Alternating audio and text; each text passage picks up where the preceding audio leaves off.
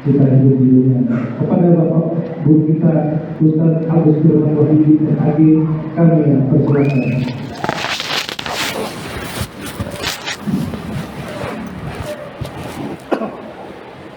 Assalamualaikum warahmatullahi wabarakatuh.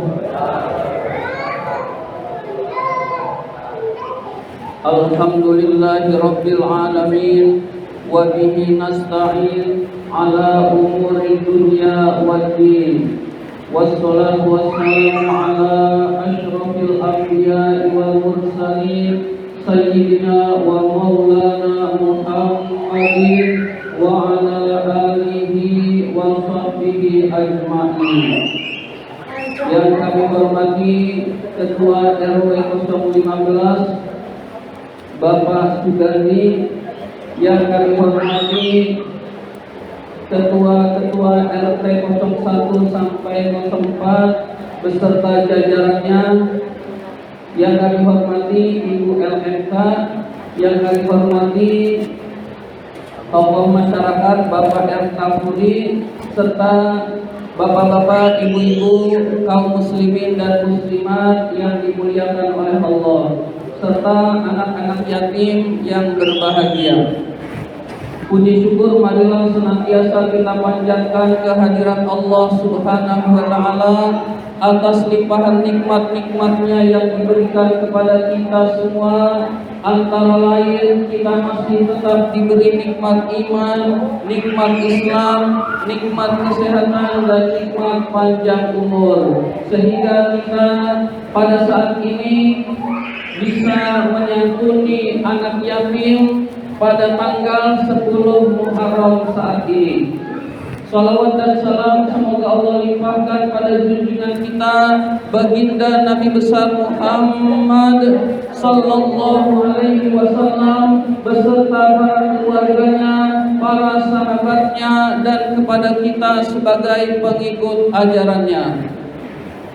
Bapak-bapak dan ibu-ibu yang dimuliakan oleh Allah Subhanahu wa Ta'ala, 10 Muharram adalah tradisi di Indonesia bahwa 10 Muharram adalah lebaran anak yatim. Kita sering menyantuni anak yatim, tapi kadang-kadang kita lupa bahwa anak yatim itu hidupnya bukan di tanggal 10 Muharram saja, tapi tiap hari mereka hidup, bapak-bapak dan ibu-ibu sekalian.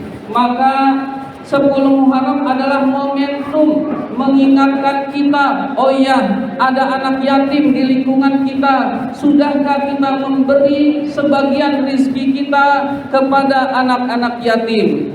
Bagi yang mampu setiap hari, bagus. Yang mampunya, yang setiap hari gak mampu, bisa seminggu sekali. Yang seminggu sekali gak mampu, bisa sebulan sekali. Minimalnya adalah setahun sekali. Jangan sampai setahun sekali kita sama sekali tidak memberi perhatian kepada anak-anak yatim. 10 Muharram ini hari yang luar biasa.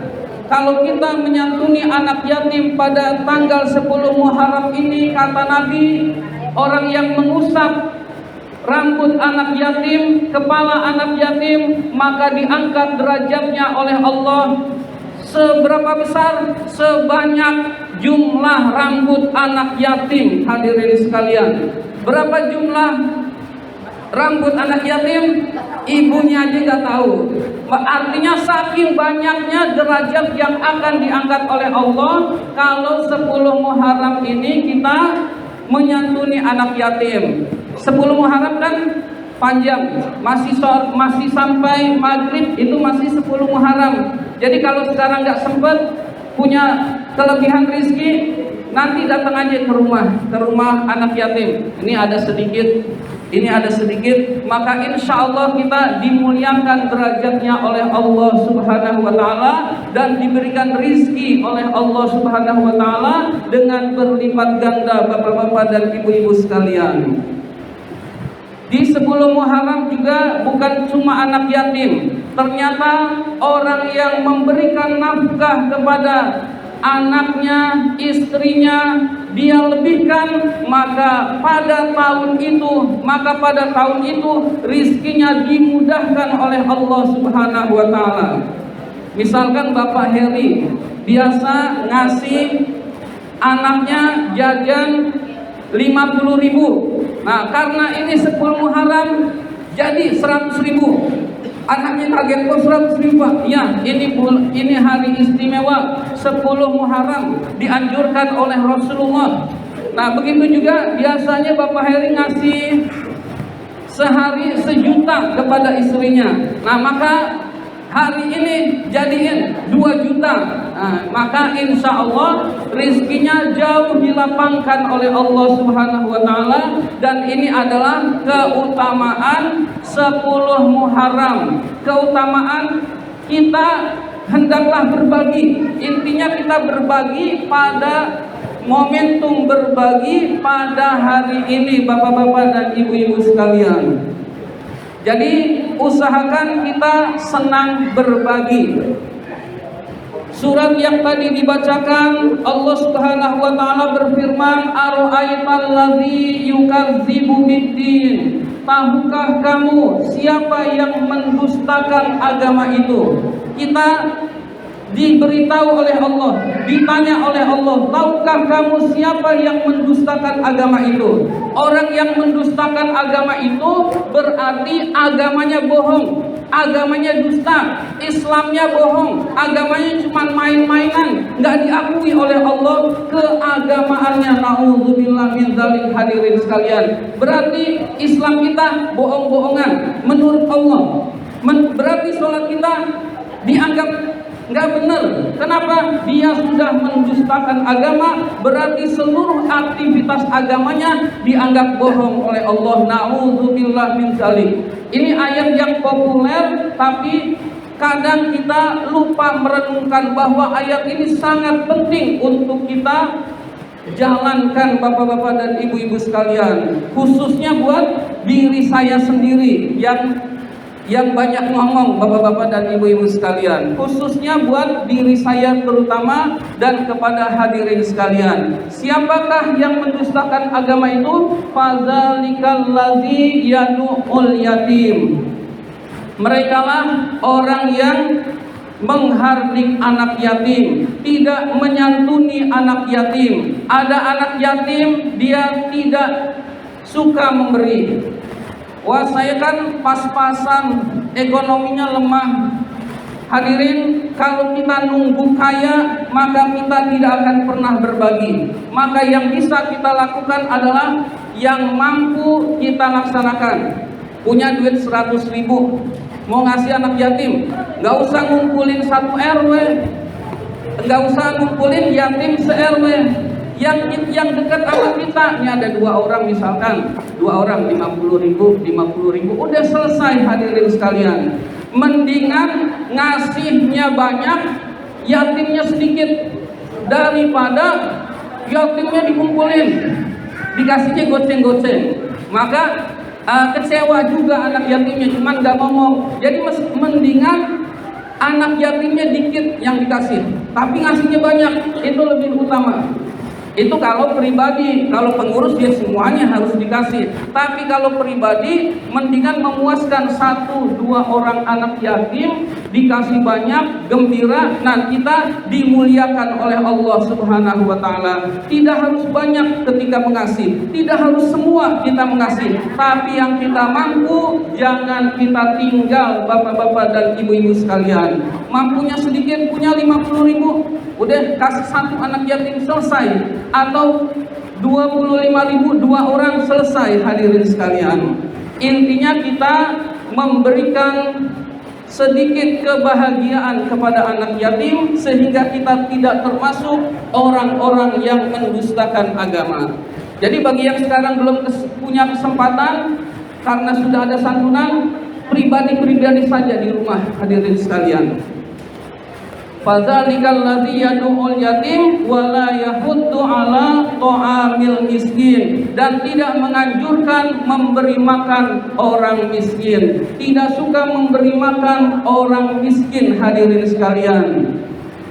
Oleh karena itu 10 Muharram ini menjadikan kita senang berbagi.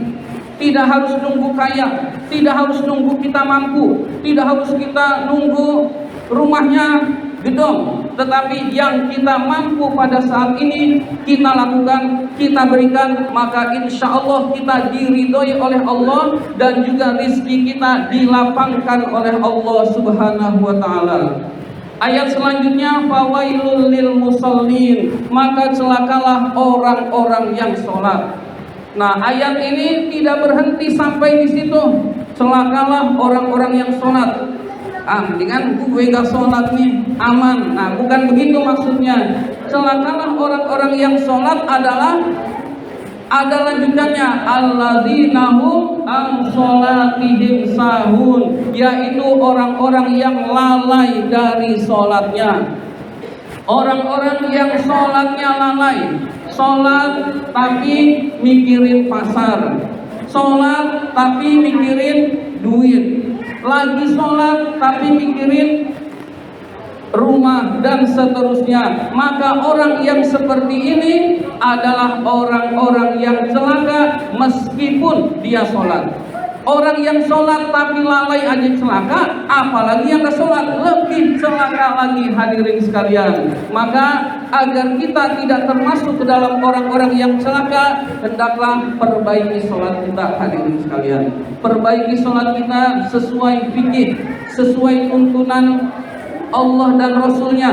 Setelah itu kekhusyuan kita tingkatkan, karena orang yang khusyuk adalah orang-orang yang beruntung, hadirin sekalian. Fawailul lil musallin alladzina hum an sholatihim sahun alladzina hum yuraun, orang-orang yang riya, amalnya riya, amalnya pamer. Kalau nyumbang pengennya orang lain tahu, pengennya dipuji oleh orang lain.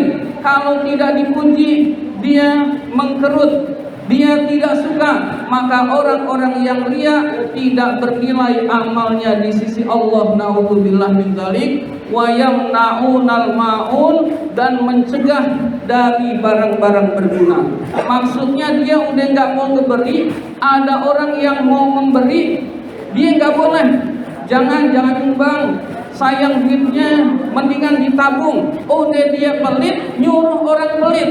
Itu namanya wa yamna'unal ma'un, mencegah dari barang-barang berguna. Dan ini termasuk orang-orang yang celaka juga.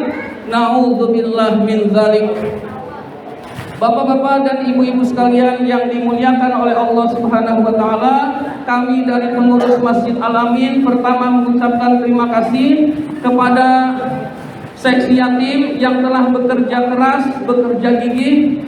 Seksi Yatim ditambah tim pereleknya sehingga pelaksanaan ini dapat berjalan dengan baik. Kami mengucapkan terima kasih kepada Bapak RW yang sudah berkenan hadir, kepada Bapak-Bapak RT dan stafnya, Ibu LNK yang semuanya telah berkenan hadir, memberi dukungan bahwa kita harus berusaha memberikan sedikit kebahagiaan kepada anak-anak yatim kita. Dan juga mohon maaf jika banyak kekurangan-kekurangan dalam acara ini. Kami juga sedikit melaporkan bahwa kegiatan ini tidak